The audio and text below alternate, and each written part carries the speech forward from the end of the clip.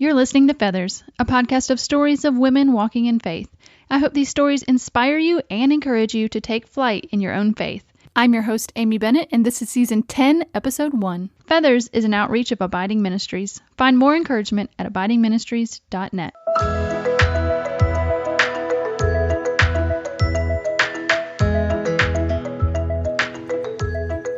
Well, hey friends, and welcome back to Season 10 of Feathers. For those listening in semi-real time, it's been too long since we've met here. If you are on our email list or follow Abiding Ministries on Facebook, you may have seen my announcement that I was taking an unexpected sabbatical. At the end of each season, I always reassess whether we should continue with another season, and for 9 seasons, it was always a yes. And then at the end of 9 last December, it was a no. And I truly was not sure if we'd be back, but I am so happy to be launching this 10th season. So for this first episode back, I wanted to actually share a little bit about my personal journey in the past year. It's a story about healing, both physically and relationally. And for those that may not have listened to the very first episode of Feathers, I started this podcast after we adopted our son Jacob from foster care. We saw him so clearly lead us to that leap of faith, but then also saw how, when it got really hard, that God was so faithful through that as well. It was about 6 months after we adopted that I knew that God was calling me to help share stories where other women had been led by God to either take a leap of faith or persevere through something difficult. So like I said, that was 5 years ago we adopted, and it just seems fitting that the opening episode of this 10th season, I share a bit more about me and Jacob. He loves this podcast, that it evolves from our adoption story, and he gave me permission to share the details I'm going to about him today. He is a generous kid who always wants to help other people, and I love that about him. So just for some reference, Jacob is 13 now, and he just started 8th grade, and without telling too much of his birth story, I'll just say he didn't get a strong foundation. His foster parents he was with for about a year were absolutely amazing. And actually, she's probably listening to this, so hi. But he had a lot of ground to make up. These past years have been really difficult in a lot of ways. He has had to learn a lot of life skills, and education has been really hard for him. He was already diagnosed with ADHD and on medication when he came to us. And when he switched to our school system, the school psychologist did more testing to confirm that diagnosis. Through the years, we have gotten him all kinds of therapy, all kinds of tutoring, trying to really help him get caught up, if you will. And one thing that I became convinced of probably 2 years ago pretty strongly was that I wanted him to be able to thrive in life without his ADHD medication. Now listen, I know this is a heavily debated topic, and please do not hear any judgment from me on this. But for me, I so distinctly remember already being burdened by this, and then one day I was laying on the beach listening to a podcast by Dr. Caroline Leaf, and she and another doctor were on, and they talked about how they did not think medication was the answer for kids like Jacob. In fact, they communicated it may just be doing more damage than help. And I just remember being on the beach, I was laying on my stomach with my sunglasses on, and I was just weeping, trying to keep it together while the family was on the beach.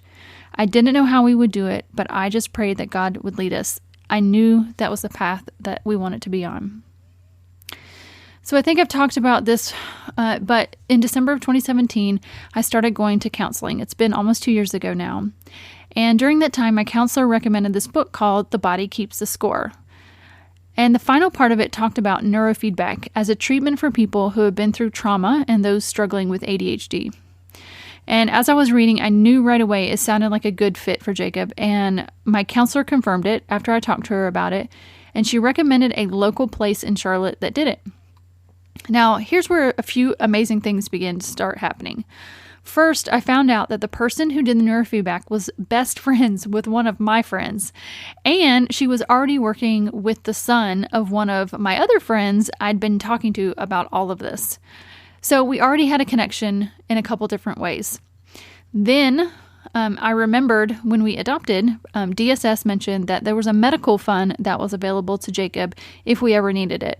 We hadn't used it up until then, but I ended up calling and asking about neurofeedback, and they said it wasn't something that they covered, and they were doubtful that they would cover it, but she said, Go ahead and get a physician. See if you can get a physician to write a letter of recommendation and then get me some information and that they would review it.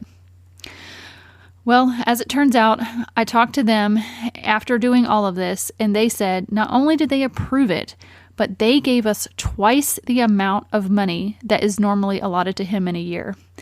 It truly was a miracle to us that God had led us to this specific therapist and had 100% covered the cost of what we wanted to do.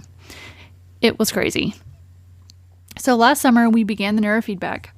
And as part of the neurofeedback, we changed Jacob's diet. We added in some supplements and then was doing these neurofeedback treatments several times a week. And let me just say, in a lot of ways, it was not fun. Jacob hated the diet changes, and instead of just one pill a day, he was now taking a handful morning and evening.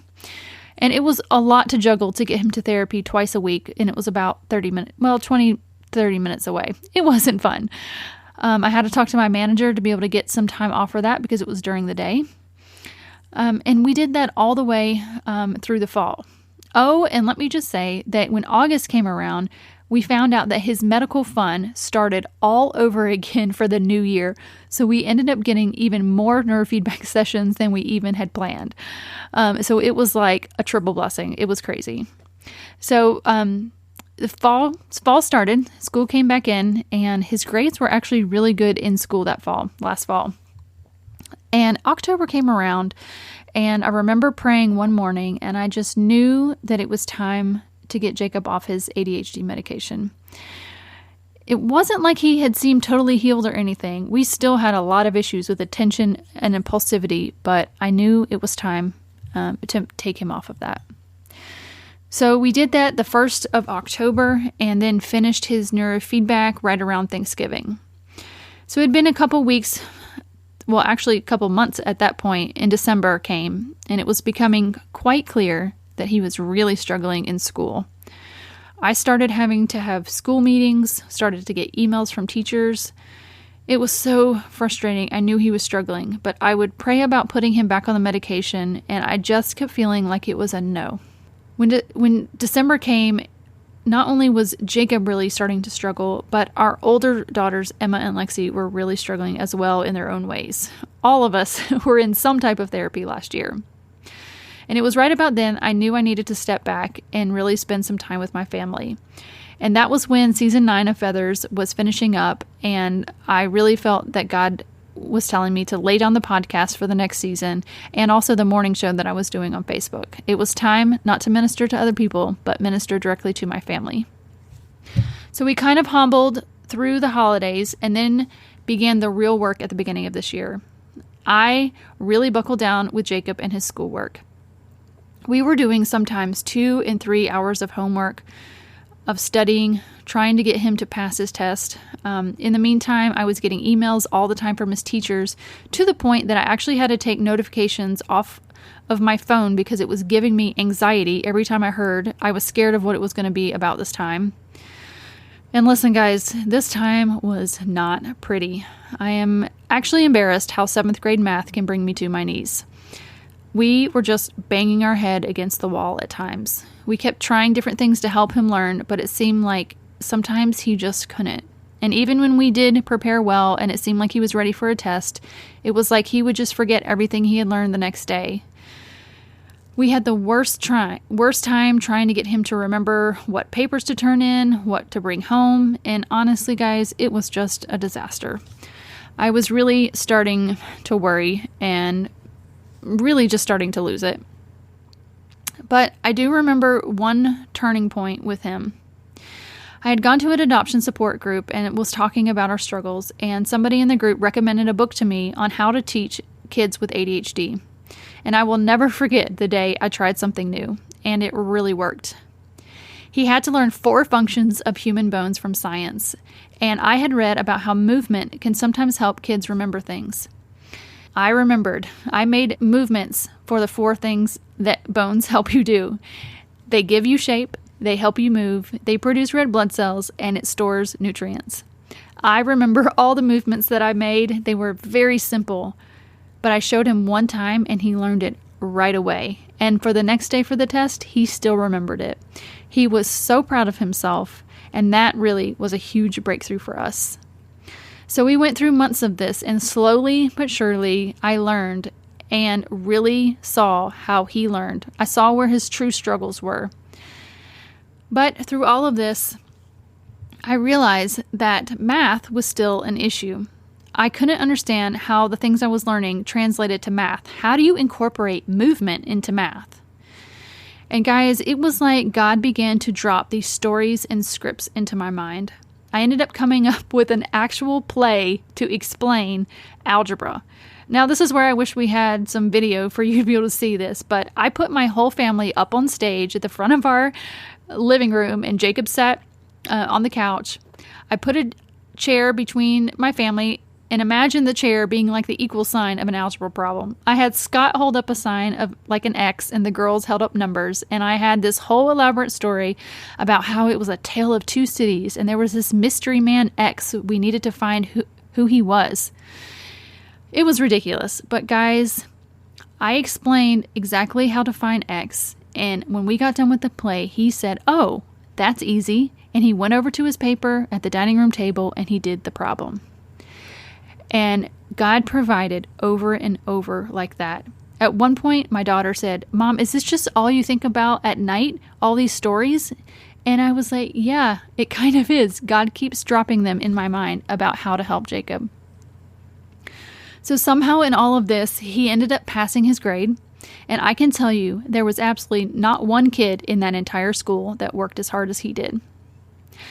Now, about the time school ended, two more pieces of the puzzle fell into place. The first is we had a heavy metal toxicity test done because someone said he may have too much aluminum that may cause some of his symptoms.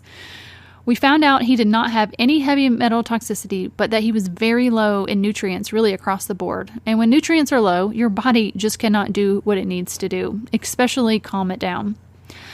Since then, we've had him on some supplements that treated those deficiency, and it has been amazing to see how calm his system has been.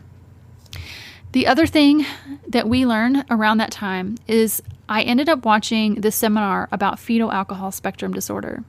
And once I watched that, I just knew that I needed to look more into it. I ended up talking with a local expert and doing some more reading.